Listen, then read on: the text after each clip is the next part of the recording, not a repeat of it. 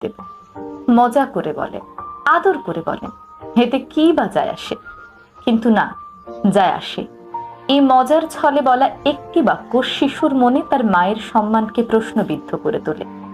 শিশু যখন দেখে তার মা তাকে শাসন করছে, আর তারই খুব কাছের কেউ দাদা দাদি ফুপু খালা মাকে পচা বলছে, তখন শিশুর মনে একটি কনফিউশন তৈরি হয়। সে ভাবতে থাকে তার মাই ভুল করেছে, বাকি সবাই সঠিক। শিশুদের মনে একটি দ্বন্দ্ব সৃষ্টি হয়। তারা মুখে হয়তো কিছু বলে না, তবে এই জিনিসটি তাদের মাথায় গেঁথে থাকে।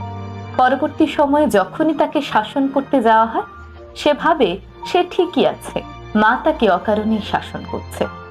তখন শিশুদের মনে নানান প্রশ্ন আসতে থাকে। মা কি আসলেই আমার ভালো চায়?